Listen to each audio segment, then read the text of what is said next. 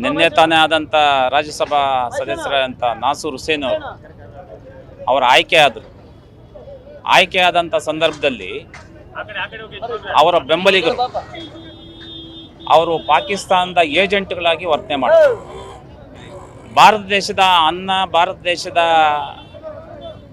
ನೀರು ಕುಡಿದು, ಗಾಳಿ ಕುಡಿದು ಪಾಕಿಸ್ತಾನಕ್ಕೆ ಜಿಂದಾಬಾದ್ ಅಂತೇಳಿ ದೇಶ ವಿರೋಧಿ ಚಟುವಟಿಕೆಗಳಲ್ಲಿ ಭಾಗಿಯಾಗಿದ್ದಾರಲ್ಲ, ಅಂಥವನ್ನ ಬಂಧಿಸಬೇಕು ಅಂತೇಳಿದ್ರು. ನಿನ್ನೆ ಆ ಒಂದು ಘಟನೆ ಆದ ಇವತ್ತು ಇಲ್ಲಿವರೆಗೂ ಯಾರನ್ನೂ ಬಂಧಿಸಿಲ್ಲ.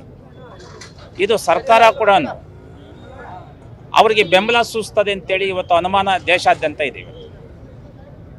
ಇವತ್ತು ಆ ಕಾಲದಿಂದ ಇಲ್ಲಿವರೆಗೂ ಕೂಡ ಕಾಂಗ್ರೆಸ್ ಸರ್ಕಾರಗಳು ಈ ಭಯೋತ್ಪಾದಕರಿಗೆ, ದೇಶ ವಿರೋಧಿಗಳಿಗೆ ಇವತ್ತು ಕುಮ್ಮಕ್ಕು ಕೊಡುವಂಥ ಕೆಲಸ ಕಾಂಗ್ರೆಸ್ ಸರ್ಕಾರ ಮತ್ತು ಭಯೋತ್ಪಾದಕರಿಗೆ ಏಜೆಂಟ್ ರೀತಿಯಲ್ಲಿ ಇವತ್ತು ಕಾಂಗ್ರೆಸ್ ಸರ್ಕಾರ ವರ್ತನೆ ಮಾಡ್ತಾ ಇದೆ. ಇವತ್ತು ಪಾಕಿಸ್ತಾನ ಬರ್ಬಾದ್ ಆಗಿದ್ದರೂ ಕೂಡ ಪಾಕಿಸ್ತಾನದ ವ್ಯಾಮೋಹ ಇದುವರೆಗೂ ಕಡಿಮೆ ಆಗಿಲ್ಲ. ಇವತ್ತು ದೇಶದಲ್ಲಿ ಇದೊಂದು ಫ್ಯಾಷನ್ ಆಗಿಬಿಟ್ಟಿದೆ.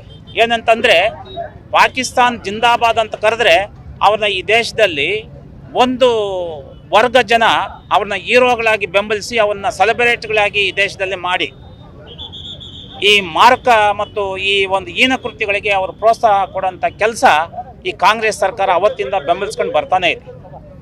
ಅದರ ವಿರುದ್ಧವಾಗಿ ಈ ದೇಶದ ಹಿಂದೂ ದೇಶದ, ಭಾರತ ದೇಶದ ಪ್ರಜೆಗಳು ಅದನ್ನು ವಿರೋಧ ಮಾಡಿದರೆ ಬಂಧಿಸೋಂಥ ಕೆಲಸ ಇವತ್ತು ಪೊಲೀಸ್ನವರು ಕೂಡ ಕಾಂಗ್ರೆಸ್ ಸರ್ಕಾರದ ಏಜೆಂಟ್ಗಳಾಗಿ ಇವತ್ತು ಕೆಲಸ ಮಾಡ್ತಿದ್ದಾರೆ.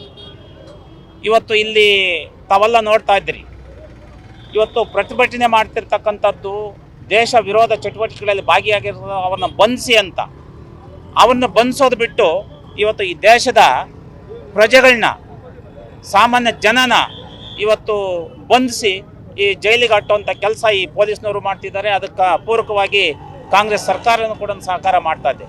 ಅಂಥದ್ರ ವಿರುದ್ಧವಾಗಿ ಮುಂದಿನ ದಿವಸಗಳಲ್ಲಿ ಉಗ್ರವಾದ ಹೋರಾಟವನ್ನು ನಮ್ಮ ರಾಜ್ಯಾಧ್ಯಕ್ಷರು, ಜಿಲ್ಲಾಧ್ಯಕ್ಷರು ಮತ್ತು ನಮ್ಮ ಲೋಕಸಭಾ ಸದಸ್ಯರು ಮುನ್ಸಾಮಣ್ಣವರು ಸೇರಿ ನಾವು ರಾಜ್ಯದ ಎಲ್ಲ ಈ ದೇಶದ ಸಮಸ್ತ ಜನ ಕೂಡ ಇಂಥ ಹೀನ ಕೃತ್ಯ ಮತ್ತು ದೇಶ ವಿರೋಧಿಗಳ ವಿರುದ್ಧವಾಗಿ ನಾವು ಹೋರಾಟ ಮಾಡಬೇಕಾದಂಥ, ಉಗ್ರವಾದ ಹೋರಾಟ ಮಾಡಬೇಕಂತ ದಿನಗಳು ಹತ್ತಿರದಲ್ಲಿ ಇದೆ ಅಂತೇಳಿ ಇಚ್ಛೆಪಡ್ತೇನೆ. ಹೌದು, ಅದನ್ನು ಮುತ್ತಿಗೆ ಹಾಕಬೇಕು. ದೇಶ ವಿರೋಧ ಚಟುವಟಿಕೆಗಳಲ್ಲಿ ಭಾಗಿಯಾಗಿದ್ದವ್ರನ್ನ, ಪಾಕಿಸ್ತಾನಕ್ಕೆ ಜಿಂದಾಬಾದ್ ಅಂತ ಕರೆದವ್ರನ್ನ ಬಂಧಿಸಿ ಕಾನೂನು ಕ್ರಮ ಜರುಗಿಸಿ ಅಂತಂದು ಇದುವರೆಗೂ ಕ್ರಮ ಜರುಗಿಸೋಕ್ಕಾಗ್ತಾ ಇಲ್ಲ. ಕಾರಣ ಏನಂತಂದರೆ, ಇವತ್ತು ಪೊಲೀಸ್ನವರು ಕೂಡ ನಿಸ್ಸಹಾಯಕರಾಗಿದ್ದಾರೆ. ಕಾಂಗ್ರೆಸ್ ಸರ್ಕಾರ ಆ ಮಟ್ಟದಲ್ಲಿ ಇವತ್ತು ಆಡಳಿತ ಈ ದೇಶದಲ್ಲಿ ಮಾಡ್ತಾ ಇದೆ. ಇವತ್ತು ಸಾಮಾನ್ಯ ಜನಕ್ಕೆ, ಹಿಂದೂಗಳಿಗೆ ಈ ದೇಶದಲ್ಲಿ ರಕ್ಷಣೆ ಇಲ್ಲ. ಅದಕ್ಕೆ ಮುಂದಿನ ದಿವಸಗಳಲ್ಲಿ ಇದು ಉಗ್ರವಾದ ಹೋರಾಟ ಮಾಡಿದರೆ ಮಾತ್ರನೇ ನಾವು ನಮ್ಮ ಜನನ ಉಳಿಸ್ಕೊಳಕ್ಕೆ ಸಾಧ್ಯ ಅಂತೇಳಿ ಸಂದರ್ಭದಲ್ಲಿ ಇಷ್ಟಪಡ್ತೇನೆ.